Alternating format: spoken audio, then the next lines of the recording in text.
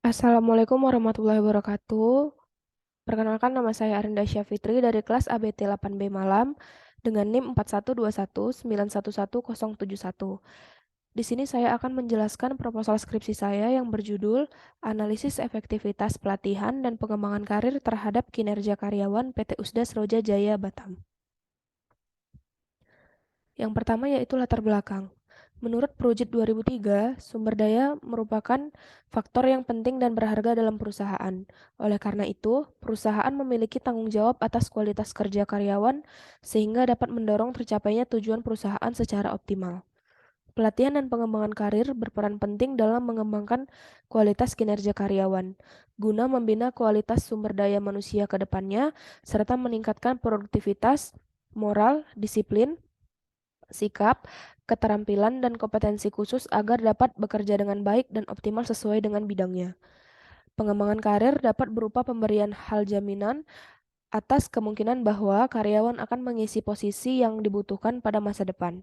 Dengan demikian, pengembangan karir memiliki dampak yang sangat besar bagi perusahaan.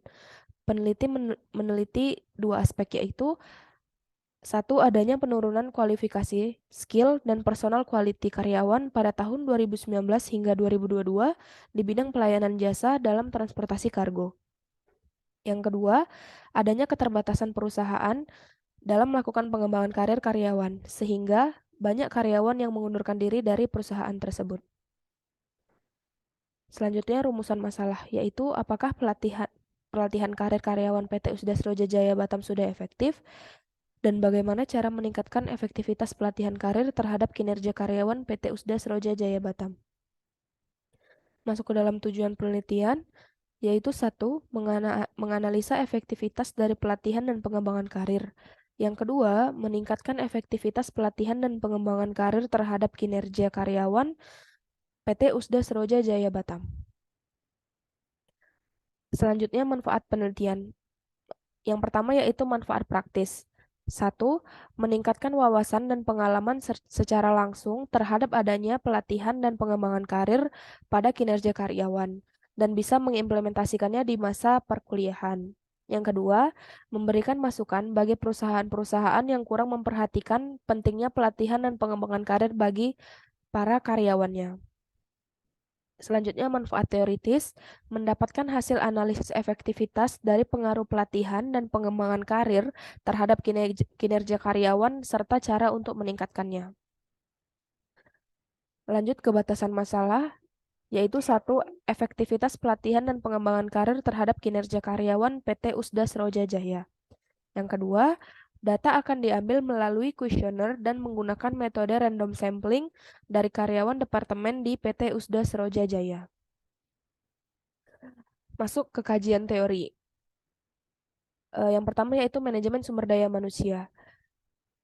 Manajemen sumber daya manusia mempunyai fungsi ialah kemampuan Departemen Sumber Daya Manusia dalam meningkatkan kinerja perusahaan melalui pengelolaan SDM yang ada dalam perusahaan sehingga pekerjaan dapat berjalan efektif. Manajemen sumber daya manusia mempunyai tujuan, yaitu satu, menerapkan dan memelihara kebijakan serta mekanisme yang memungkinkan tercapainya tujuan organisasi. Yang kedua, membantu dalam pengembangan organisasi, terutama yang berhubungan dengan sumber daya manusia. Selanjutnya yang kedua ada pelatihan kerja.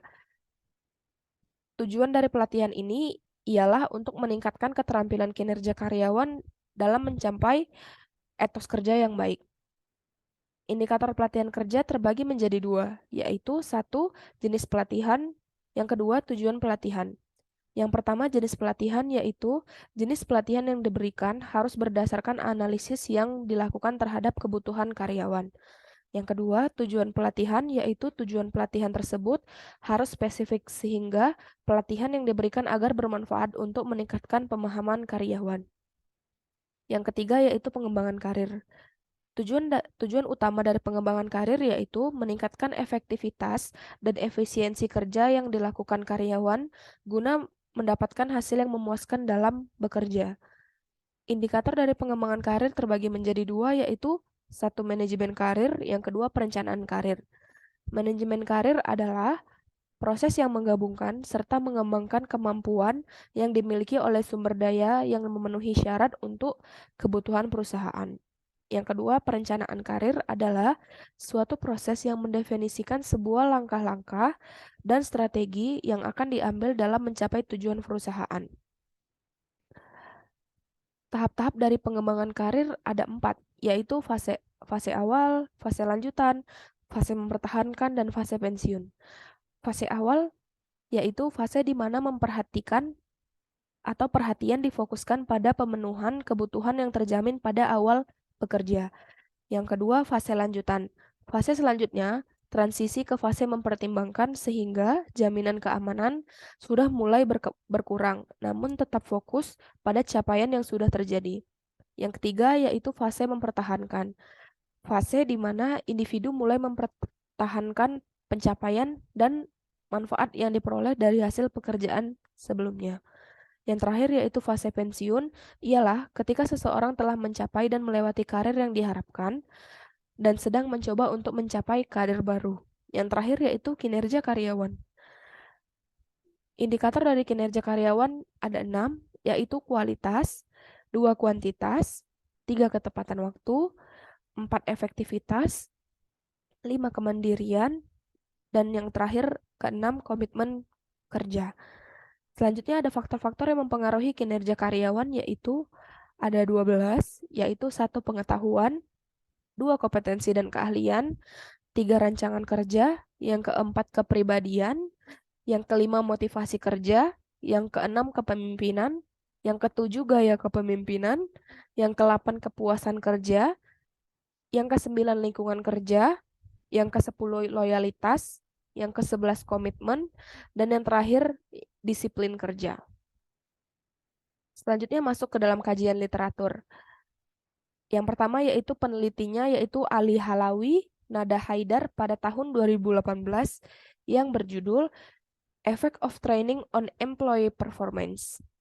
Yang kedua, peneliti yaitu Mieke Rahayu, Fahmi Rashid, Hendy Tanadi pada tahun 2019 yang berjudul The Effect of Career Training and Development and Job Satisfaction and Its Implication for the Organizational Commitment of Regional Secretariat, the Employees of Jambi Provincial Government.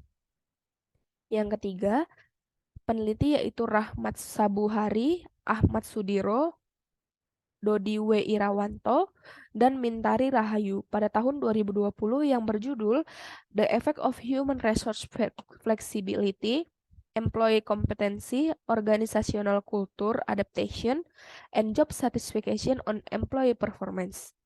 Yang keempat, peneliti yaitu Dewi Rama Niati, Zulkifli Musanib, Effendi Siregar, Yudi Prayoga pada tahun 2021 yang berjudul The Effect of Training on Work, Performance, and Career Development, The Role of Motivation as Intervening Variable.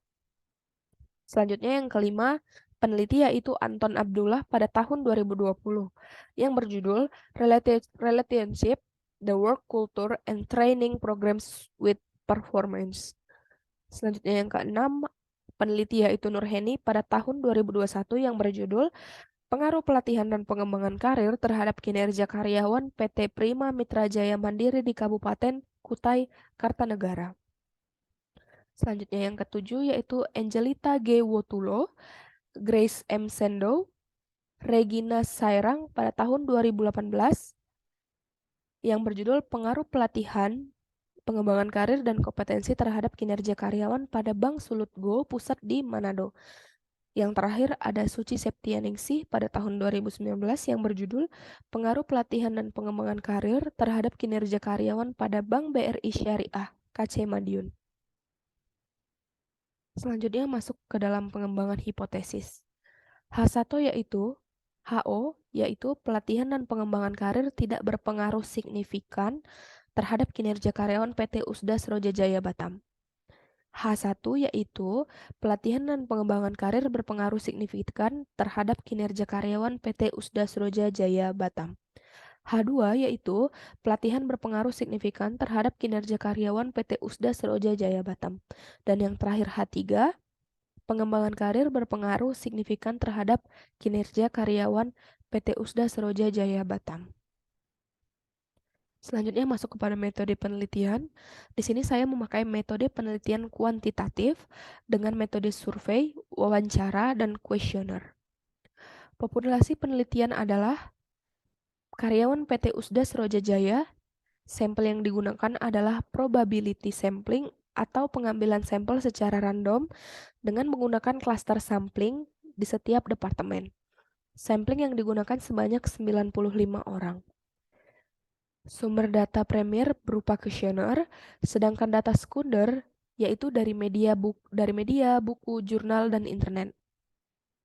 Waktu penelitian yang saya pakai dimulai dari tanggal 8 Agustus 2022 yang berlokasi tepatnya di PT Usda Seroja Jaya Batam.